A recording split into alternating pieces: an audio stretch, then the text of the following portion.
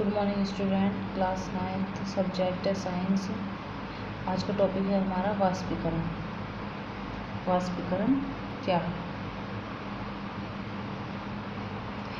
जो पदार्थ है, पदार्थ की अवस्था बदलने के लिए क्या सदैव ऊष्मा देना या दाब बदलना आवश्यक है? ये देखा होगा आपने कि जिसमें बिना क्वथनांक पर पहुँचे हुए क्या कोई द्रव वाष्प अवस्था में बदल जाता है? क्या मतलब जब कोई द्रव है वो बिना क्वथनांक पर पहुँचे वाष्प अवस्था में बदल सकता है या बदल जाता है। तो जल को खुला छोड़ देने पर यह धीरे धीरे वाष्प में परिवर्तित हो जाता है और जो गीले कपड़े हैं वो सूख जाते हैं। ये जो दोनों उदाहरण है, दोनों उदाहरणों में जल का क्या हुआ, मतलब ये जानना है। तो जल का क्या हुआ? हमारा वाष्पीकरण।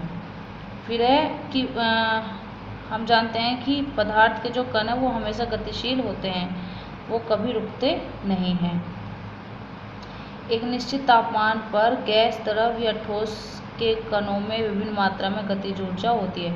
जो एक निश्चित तापमान होता है उस पर गैस, द्रव और ठोस के जो कण होते हैं उनकी विभिन्न मात्रा में गतिज ऊर्जा होती है। और द्रवों में सतह पर स्थित कणों के कुछ अंशों में इतनी गतिज ऊर्जा होती है कि वे दूसरे कणों के जो आकर्षण बल है उससे मुक्त हो जाते हैं। क्वथनांक से कम तापमान पर द्रव के वाष्प में परिवर्तित होने की इस प्रक्रिया को क्या कहते हैं? हम वाष्पीकरण। फिर हमें वाष्पीकरण को प्रभावित करने वाले कारक। वाष्पीकरण को प्रभावित करने वाले कारक कौन कौन से होते हैं? ये हमारा वाष्पीकरण की जो दर है वो निम्नलिखित के साथ बढ़ती है। जैसे कि ये सतह क्षेत्र बढ़ने पर, अब हम जानते हैं कि वाष्पीकरण एक सतही प्रक्रिया है। सतही क्षेत्र बढ़ने पर वाष्पीकरण की दर भी बढ़ जाती है। जैसे कि कपड़े सुखाने के लिए हम उन्हें फैला देते हैं। नेक्स्ट, जैसे कि तापमान में वृद्धि, तापमान बढ़ने पर अधिक कणों को पर्याप्त गतिज ऊर्जा मिलती है। जब तापमान में वृद्धि होती है, तापमान बढ़ने पर अधिक कणों को पर्याप्त गतिज ऊर्जा मिलती है, जिससे वे वाष्पीकृत हो जाते हैं। फिर है हमारा वाष्पीकरण के कारण शीतलता कैसे होती है?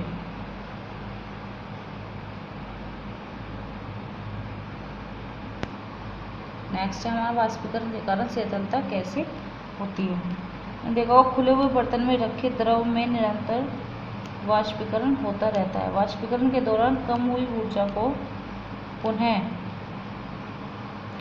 प्राप्त करने के लिए द्रव के जो कण है वो अपने आसपास से ऊर्जा अवशोषित कर लेते हैं। इस तरह आसपास से ऊर्जा के अवशोषित होने के कारण शीतलता हो जाती है। जब आप एसीटोन या नाखूनों की पॉलिश हटाने वाले द्रव को अपनी हथेली पर गिराते हैं तो क्या होता है? इसके कण जो है वो आपकी हथेली या उसके आसपास से ऊर्जा प्राप्त कर लेते हैं और क्या हो जाते हैं? वाष्पीकृत हो जाते हैं, जिससे हथेली पर क्या है? शीतलता महसूस होती है। जैसे तेज धूप वाले गर्म दिन के बाद लोग अपनी छत या खुले स्थान पर जल छिड़कते हैं, क्योंकि जल के वाष्पीकरण की गुप्त ऊष्मा जो होती है वो गर्म सतह को शीतल बनाती है। क्या आप वाष्पीकरण के कारण शीतल होने के उदाहरण दे सकते हैं? जैसे कि एक उदाहरण है, गर्मियों में हमें सूती कपड़े क्यों पहनने चाहिए? गर्मियों में हमें सूती कपड़े क्यों पहनने चाहिए? शारीरिक प्रक्रिया के कारण गर्मियों में हमें जो है ज़्यादा पसीना आता है, जिससे हमें शीतलता मिलती है। जैसा कि हम जानते हैं, वाष्पीकरण के दौरान द्रव की जो सतह है वो सतह के कण हमारे शरीर या आसपास से ऊर्जा प्राप्त करके वाष्प में बदल जाते हैं और वाष्पीकरण की प्रयुक्त ऊष्मा के बराबर ऊष्मीय ऊर्जा हमारे शरीर से अवशोषित हो जाती है, जिससे हमारे शरीर को क्या मिलती है? शीतलता। मतलब शीतल, हमारा शरीर जो है शीतल हो जाता है। चूँकि सूती कपड़ों में जल का अवशोषण अधिक होता है, इसलिए हमारा जो पसीना है वो इसमें अवशोषित होकर वायुमंडल में आसानी से वाष्पीकृत हो जाता है। एक है, बर्फीले जल से भरे गिलास की बाहरी सतह पर जल की बूंदें क्यों नजर आती हैं? किसी बर्तन में हम बर्फीला जल रखते हैं, जल्दी ही बर्तन की बाहरी सतह पर हमें जल की बूंदें नजर आने लगेंगी।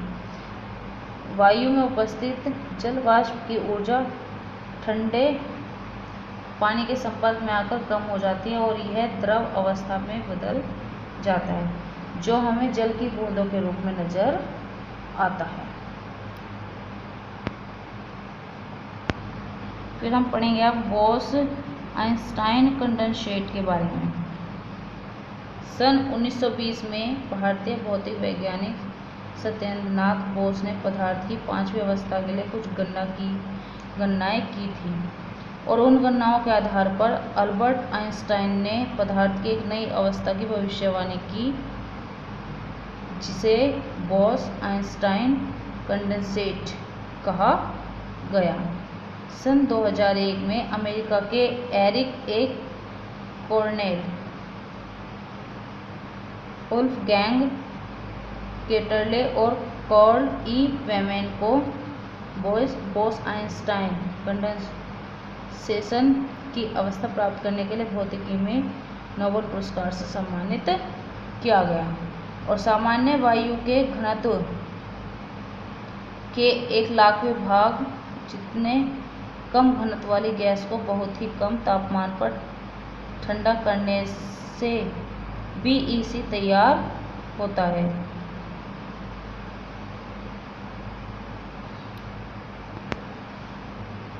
फिर www.chemoforkids.com पर लॉग ऑन करके पदार्थ की चौथी और पांचवी अवस्था की और अधिक जानकारी प्राप्त की जा सकती है। ये था हमारा लेसन नंबर 1 जो कंप्लीट हो चुका है। मैंने आपको कंप्लीट समझा दिया है। Thank you.